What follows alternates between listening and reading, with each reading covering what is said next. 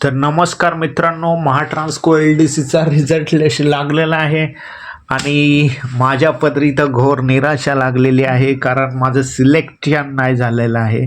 त्याबद्दल मी थोडासा निराश आहे, पण काय करू शकत नाही. आता रिझल्ट लागलेला आहे, एक आनंदाची गोष्ट आहे. ज्यांचे ज्यांचे सिलेक्शन झालेले आहे त्यांचे त्यांचे खूप खूप अभिनंदन आणि त्यांच्या पुढील वाटचालीसाठी खूप खूप शुभेच्छा. तर बघूया आता माझा स्कोअर काय आला, मी तुम्हाला सांगतो मित्रांनो. मराठीमध्ये 9 ॲज एक्सपेक्टेड, मॅथ्समध्ये 6 ॲज एक्सपेक्टेड, रिझनिंगमध्ये 10. हे पॉईंट लिहिले नाहीत मी, त्याच्या पुढे काहीतरी 25 to 38 असे काय आहे ते मी इग्नोर केलेत. आणि रिझनिंगमध्ये 10 पॉईंट काय समथिंग, रिझनिंगमध्ये थोडेसे कमी पडले मित्रांनो. आणि प्रोफेशनल नॉलेजमध्ये डेफिनेटली कमी पडले, कारण कमी पडले 63 पॉईंट काय समथिंग काहीतरी आहेत. आणि इथेच सगळा खेळ तर प्रोफेशनल नॉलेज आणि रिझनिंगमध्येच होता आणि 63 पॉईंट काहीतरी समथिंग पडले. प्रोफेशनल नॉलेजमध्ये कमी पडले मित्रांनो. त्याच्याबद्दल थोडं म्हणजे आता काय सिलेक्शन तर नाही झालं आहे, त्याबद्दल 63 पॉईंट समथिंग आणि ओव्हरऑल टोटल 88 पडलेले आहे. तर मित्रांनो काय हरकत नाही, बघूया आता पुढची एक्झाम क्रॅक करण्याचा प्रयत्न करेल आणि ह्यावेळी सिलेबसच्या व्यतिरिक्त पण अभ्यास करण्याचा प्रयत्न करेल. आणि डेफिनेटली काहीतरी कमतरता राहिली असेल माझ्या अभ्यासात, त्याबद्दल ही क्रॅक नाही करू शकलो. पण ही एक मोठी ऑपॉर्च्युनिटी होती, ती मी मिस केलेली आहे. तर काय नाही, आता बघूया पुढची एक्झाम. आता एक्झामच निघत नाही, त्याबद्दल मेन प्रॉब्लेम होतो आहे, कारण अकाउंट रिलेटेड एक्झाम निघत नाही आहेत. त्याबद्दल खरा म्हणजे मुलं थोडी व्यथित आहेत. तर बघूया आता कधी एक्झाम निघेल. आणि मॅनेजरची लिगल निघालेली आहे, ती बघूया आता फॉर्म भरायचा का नाही विचार करतोय मी. पण ठीक आहे, ज्यांचं झालेलं आहे त्यांच्यासाठी कॉंग्रॅच्युलेशन.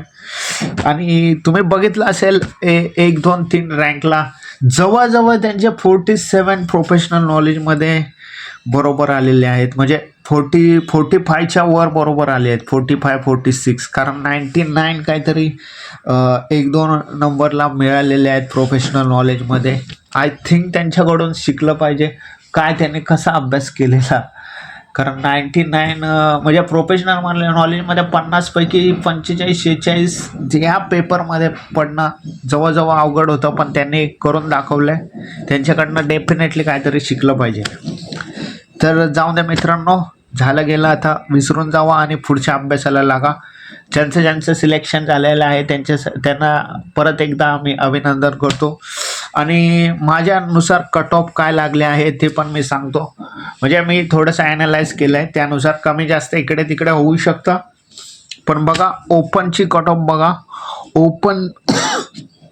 ओपनची कट ऑफ 106 लागलेली आहे.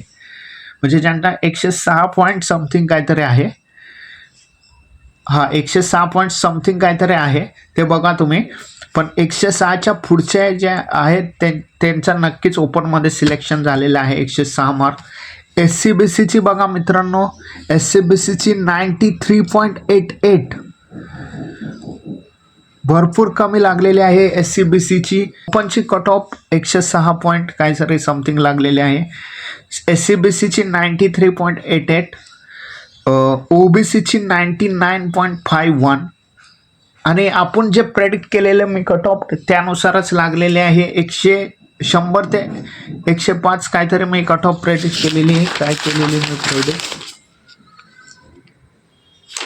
100 ते 105 कट ऑफ प्रेडिक्ट केलेले आहे, पण 106 लागलेले आहे कट ऑफ.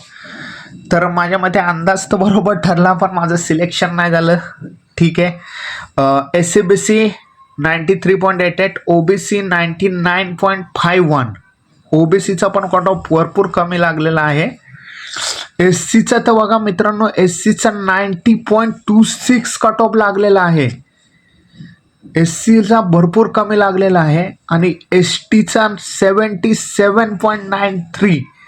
म्हणजे एस टीमध्ये तर बघा फायदाच फायदा झालेला आहे जे एस टीवाले आहेत त्यांच्यासाठी, कारण 77.93चा कट ऑफ लागलेला आहे आणि EWHचा 92.78, म्हणजे EWHचा पण फायदा झालेला आहे मित्रांनो. तर ओव्हरऑल तर कट ऑफ 106 ओपनचा लागलेला आहे.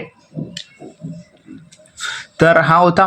थोडंफार इकडं तिकडं होईल मित्रांनो, मी ॲनालाइज करण्यात काही चूक झाली असेल तर इकडं तिकडं होऊ शकतो, पण माझ्या अंदाजे मी जे ॲनालाइज केलं आहे त्यावरून मी हा कट ऑफ काढलेला आहे आणि हा कट ऑफ आहे SC open, SC BC OBC SC ST आणि EWHचा.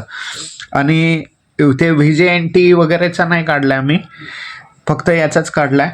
तर बघून घेऊ शकता तुमचा कट ऑफ हा आहे. आणि मित्रांनो आता बघूया कुठली एक्झाम येईल.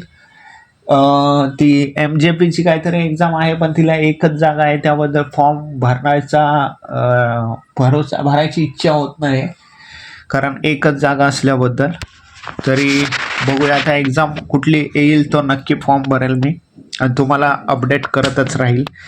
तरी निराश होऊ नका मित्रांनो, ज्यांचं सिलेक्शन नाही झालं आहे त्यांनी कायम अभ्यास करत राहावा आणि रिझनिंग मॅथ्स वगैरेचा पण अभ्यास करा थोडंफार, आणि प्रोफेशनल नॉलेज तर कराच.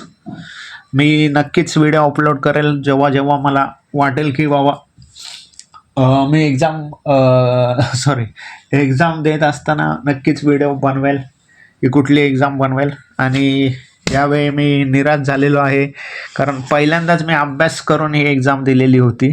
यावेळी पण एक्झाम दिलेल्या आहे, पाठच्या वेळी एक्झाम दिलेल्या आहेत, पण त्या मी विदाऊट अभ्यास करता दिलेल्या आहेत. फक्त एक्झामला जायचो, त्याबद्दल थोड्याफार मार्कासाठी राहिलो. आणि यावेळी अभ्यास करून पण यावेळी तर मला म्हणजे मला वाटलं नव्हतं की एवढे कमी मार्क पडतील, पण ठीक आहे. सर्व काही गोष्टी आपल्याला मिळत नाहीत मित्रांनो, त्याच्यासाठी परत एकदा झगडावं लागेल आणि प्रयत्न करावे लागतील आणि मी डेफिनेटली त्यासाठी प्रयत्न करेल. तर मित्रांनो सगळ्यांनी अभ्यास करत राहा आणि ज्यांचं सिलेक्शन झालं आहे त्यांना ऑल द बेस्ट.